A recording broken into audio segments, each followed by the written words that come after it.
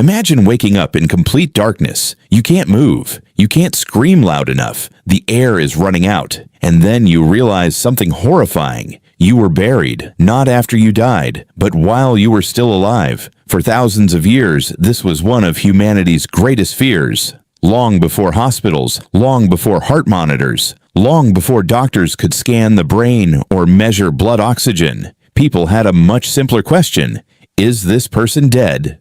And, surprisingly, the answer was not always obvious, because throughout history people have fallen into deep comas, suffered mysterious illnesses, become unconscious from injuries, or entered states so still that they appeared completely dead. Sometimes they never woke up, but sometimes they did. Unfortunately, by then, it was too late. Today, we're exploring one of history's most terrifying possibilities: how ancient people determined death, why some people may have been buried alive, and how entire cultures developed strange rituals to prevent that nightmare from happening. To understand the problem, we first need to travel back thousands of years. Today, determining death is relatively straightforward. Doctors check heart activity, brain function, breathing, blood circulation, and many other biological signs. Ancient people had none of these tools.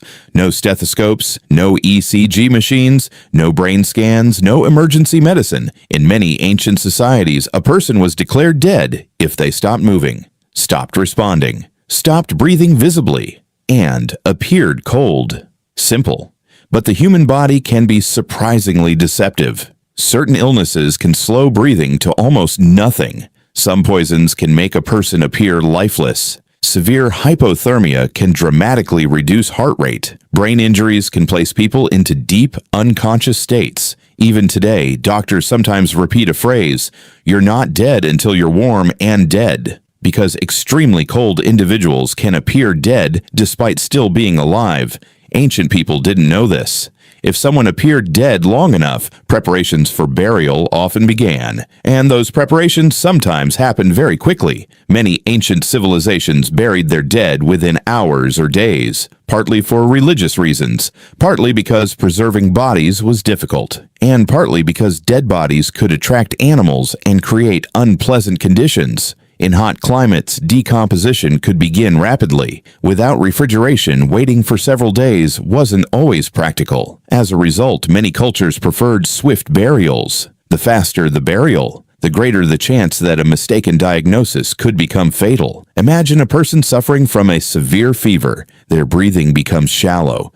Their pulse becomes weak. They lose consciousness. Family members gather. A village elder examines them. No response, no visible breathing, no movement. The conclusion seems obvious. They're dead. Except they aren't.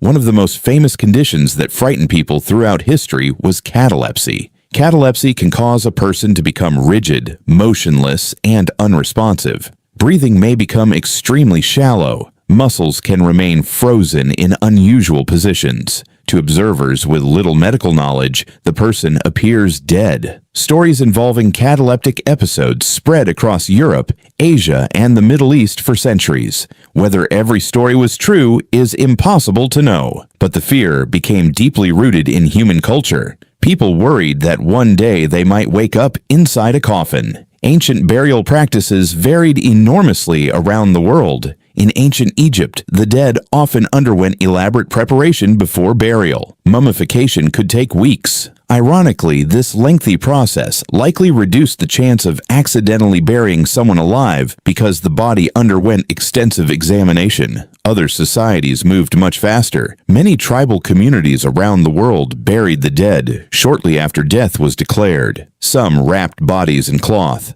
Others placed them in wooden structures. Some buried them beneath homes. Others buried them in communal grave sites. In many cases, the community relied entirely on visual observation. If someone looked dead, they were treated as dead. That sounds risky, because it was. As civilizations grew, stories began appearing that fueled public fear. Workers occasionally opened old graves. What they found sometimes disturbed them. Certain skeletons appeared twisted. Some were found in positions different from how bodies were supposedly buried. Scratches were reportedly found inside some coffins. Now, historians caution that many of these stories were exaggerated. Natural decomposition can shift bodies. Wood can collapse. Flooding can move remains. Animals can disturb graves. But people living centuries ago didn't know that. To them, these discoveries seemed like evidence of something horrifying. Someone had awakened underground and died trying to escape. Whether true or not, the stories spread rapidly. Fear became legend. Legend became folklore. And folklore became a genuine cultural panic. By the 1700s and 1800s, fear of premature burial had become so widespread that some people became obsessed with preventing it. This period wasn't ancient history anymore, but it demonstrates how serious the fear had become. People included special instructions in their wills. Some requested delayed burials. Others demanded multiple examinations. A few wealthy individuals even designed unusual coffins. These became known as safety coffins. Some contained bells connected to strings. If the buried person woke up, they could pull the string. The bell would ring above ground. Others included breathing tubes, flags, signals, or viewing windows. Most of these inventions were never used successfully, but their existence reveals how terrified people were. The fear wasn't imaginary. Millions genuinely believed they could be buried alive. The fear became so powerful that it entered literature. Writers used it to terrify audiences. Perhaps no writer embraced this fear more than Edgar Allan Poe. Several of his stories explored premature burial. His readers were horrified because the possibility felt real. Unlike monsters or ghosts, this could actually happen. At least, people thought it could. And that made it far scarier. Interestingly, many cultures developed their own methods to ensure death had truly occurred. Some families waited longer before burial. Some watched the body continuously. Others performed rituals involving mirrors, candles, or observations of breathing. In certain regions, relatives would remain with the deceased overnight, not simply out of respect, but because they wanted certainty. If there was any chance the person might wake up, they wanted to know. These traditions evolved for religious reasons as well, yet they also provided an unintended benefit: extra time. And extra time could save lives. The problem wasn't limited to ordinary illness. Ancient warfare created additional confusion. Battlefields were chaotic. Soldiers were knocked unconscious, suffered head injuries, lost blood, entered shock. In the aftermath of battle, distinguishing between the dead and the nearly dead wasn't always easy. Some wounded soldiers later regained consciousness after being assumed dead. Historical records describe numerous cases where people unexpectedly recovered after appearing lifeless for hours. Fortunately, not all of them had been buried, but such events reinforced public fears. If someone could wake up after appearing dead, who else might have been buried too soon? Then there were diseases.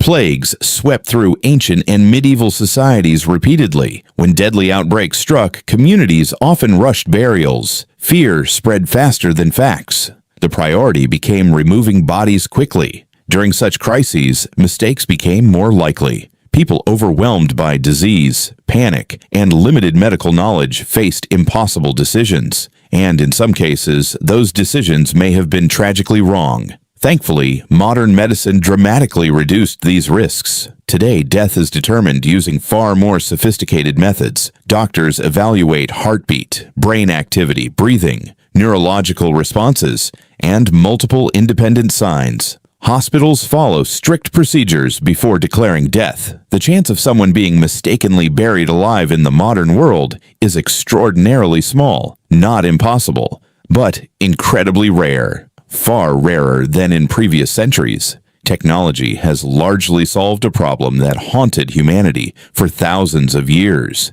Yet the fear remains. Even now, many people consider being buried alive one of the worst things imaginable. The thought triggers a deep instinctive terror. Darkness, isolation, helplessness, the inability to escape. Perhaps that's why stories about premature burial continue to fascinate us. They remind us how fragile life once was, how uncertain death could appear, and how limited human knowledge used to be. Imagine living in a world without hospitals, without doctors, without modern science.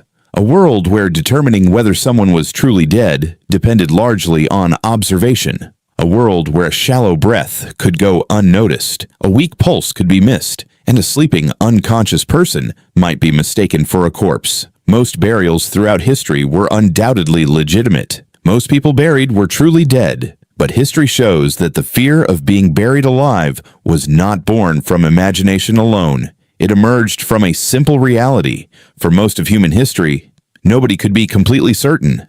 And that uncertainty created one of the most terrifying fears mankind has ever known. Because if there is one thing worse than death, it might be waking up after everyone already believes you're dead.